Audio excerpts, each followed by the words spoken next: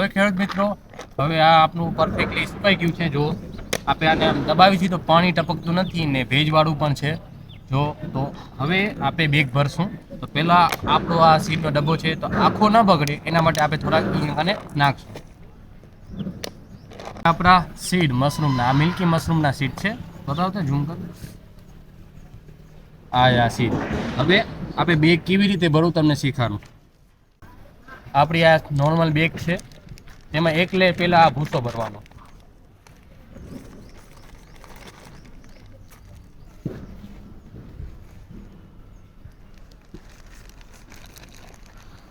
બધી સાઈડ ખૂણા પ્રોપર ભરવાના. એર ટાઈટ ઊંઘ ખપે, પ્રેસ કરવાનું જેટલી તમારી તાકાત હોય. હવે આ એક લેયર આપણે ભરી નાખી છે. હવે આમાં સીડ કેવી રીતે નાખવા. સીડ થોડાક લઈ અને આમ ચોવે ફર નાખવાના ચારે બાજુથી. આ કર્યું. હવે પાછી એક લેયર નાખવાની. જેટલી બેગની કેપેસિટી હોય એટલી લેયર બનશે. હવે આ બેગમાં આપણે લગભગ સમજી 2 થી 4 લેયર બની શકે છે.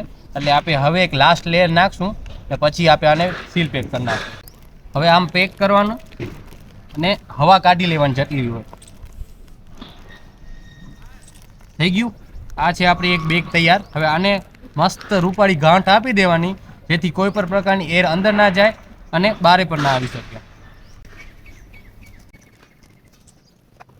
આ થઈ ગઈ છે આપણી મસ્ત મજાની બેગ તૈયાર. હવે આપણે આના અંદર મિલ્કી મશરૂમના સીડ છે એટલે હવે આમાં હોલ કરવાના, જેથી એર સર્ક્યુલેશન થાય અને જ્યાંથી હોલ કરેલા છે ત્યાંથી આપણા મશરૂમ નીકળશે. આ છે આપણી કાતર. કાતરથી આપણે હોલ કરશું.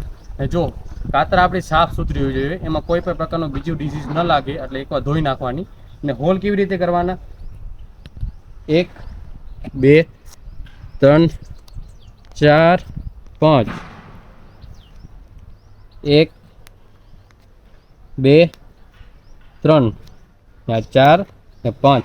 એક નીચે પણ હોલ કરવાનું, જેથી જે પાણી જમા થાય એ નીચેથી નીકળી જાય. આ આપણી બેગ તૈયાર થઈ ગઈ છે. હવે આપણે આને રાખી દઈશું. હવે આપણે બધી બેગ ભરીને તૈયાર કરી નાખી છે ને હવે આ બેગોને કયા ટેમ્પરેચરમાં અને કેવી મોઇસ્ચરિટીવાળા રૂમમાં રાખશું તો એ જાણવા માટે તમે સાથે રહો, સબસ્ક્રાઈબ કરો અને આગળની નોલેજ જોઈતી હોય તો સાથે બન્યા રહેજો. અને જો કોઈને પણ મશરૂમ કરવું હોય તો એવા મિત્રોને પણ શેર કરજો. ચાલો મિત્રો, તો વળી પાછી મળ્યા આવતા નવા બ્લોગમાં.